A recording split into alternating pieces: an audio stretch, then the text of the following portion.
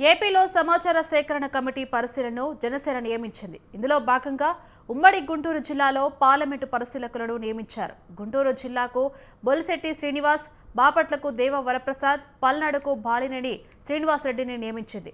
Janasena party నిర్మాణ ప్రక్రియలో భాగంగా పార్టీ ఉన్నతి కోసం తొలి నుంచి తప్పించిన జనసేన నాయకులు, జన సైనికులు, వీర మహిళల నుంచి పార్టీ పదవుల కోసం దరఖాస్తులు తీసుకోవడానికి సమాచార సేకరణ కమిటీలను నియమిస్తోంది.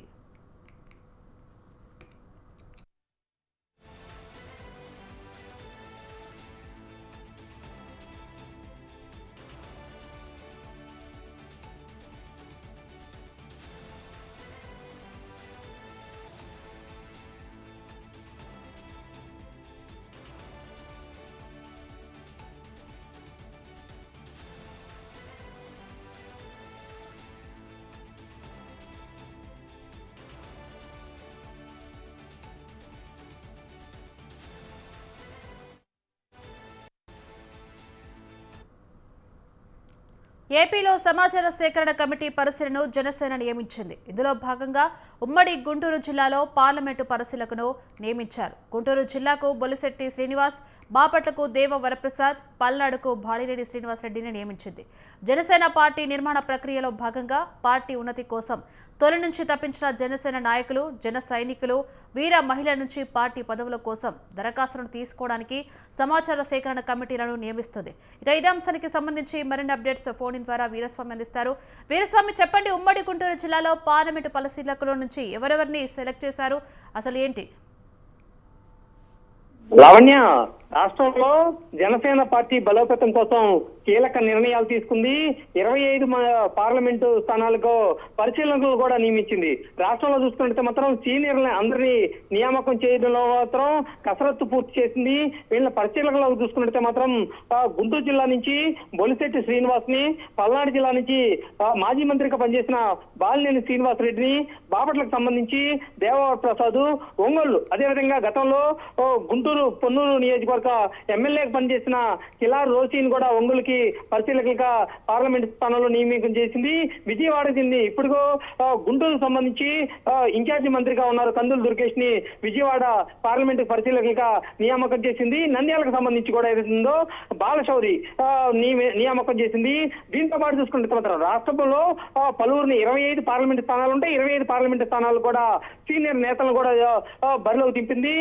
స్థానిక ఎన్నికలని దృష్టిలో ఉంచేసుకుని అదే విధంగా చూసుకున్నట్టు మాత్రం పార్టీ భవిష్యత్తు దృష్ట్యా, పార్టీ బలోపేతం దృష్ట్యా కూడా ఈ కీలక నిర్ణయాలు తీసుకుంది. దీంతో పాటు చూసుకున్నట్టు మాత్రం అసెంబ్లీ నియోజకవర్గంలో కూడా ఎవరైతే ఉన్నారో ఆసక్తి చూపుతున్నారు, పార్టీ కోసం శ్రమించిన వారందరినీ గుర్తించేసి వాళ్ళ దగ్గర గురించి కూడా దరఖాస్తులు కూడా సేకరిస్తుంది.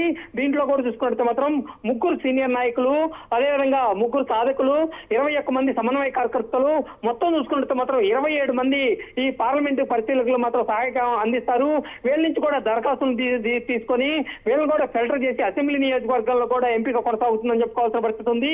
ఈ ప్రక్రియ మాత్రం ఈ నెల 29 నుంచి ప్రక్రియ ప్రారంభం అవుతుందని చెప్పేసి ఇప్పటికే అధ్యక్షుడు పవన్ కళ్యాణ్ చెప్పిన పరిస్థితి నెలకొంది. దీన్ని కూడా చూసుకుంటే మాత్రం కసరత్తు చేస్తున్నారు. ఒక విధంగా చూసుకుంటే మాత్రం ఇప్పటికీ బీజేపీ, టీడీపీ, జనసేన 3 కలిసి పార్టీలో కూడా కీలక పాత్ర పోషించేసి కూడా ప్రభుత్వం ఏర్పడిన తర్వాత కూడా పార్టీ భవిష్యత్తు దృష్ట్యా, ముందున్న లక్ష్యాల దృష్ట్యా, అదేవిధంగా చూసుకుంటే మాత్రం గతంలో కూడా కొన్ని స్థానాలు ఇచ్చింది. జనసేన కూడా ఒక క్రియాశీలక పాత్ర పోషిస్తుంది. జనసేన కూడా రానున్న స్థానిక ఎన్నికల్లో కానీ రానున్న ఎన్నికల్లో కూడా చూసుకుంటే మాత్రం ఇప్పటి నుంచే ఒక రహదారి వేస్తుందని చెప్పుకోవాల్సిన పరిస్థితి ఉంది. దీనిలో కూడా కీలక నిర్ణయాలు తీసుకుంటుంది.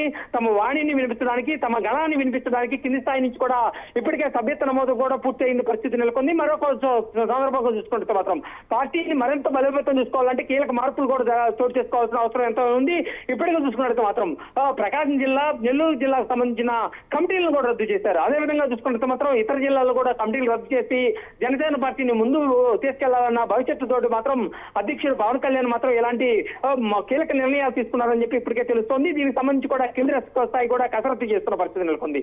ఈ మధ్య కాలంలో చూసుకుంటే మాత్రం సీఎం చంద్రబాబు నాయుడు కూడా బాలినేని శ్రీనివాసరెడ్డి కూడా కొన్ని విషయాల్లో కూడా చర్చలు జరిగిన తర్వాత కొన్ని కీలక మార్పులు కూడా చోటు చేసుకోవాల్సిన అవసరం ఎంతైనా ఉంది. దీనికి సంబంధించి కూడా ఈ మధ్య కాలంలో చూసుకుంటే పవన్ కళ్యాణ్ కూడా వేదిక మీదకి వచ్చి తనే ప్రసంగించాల్సి వస్తుంది. కొన్ని తనే కొన్ని విషయాల్లో కూడా ముందుకు రావాల్సి వస్తుంది. దీని దృష్ట్యా మాత్రం కొంతమంది కూడా బయటకు రావట్లేదు.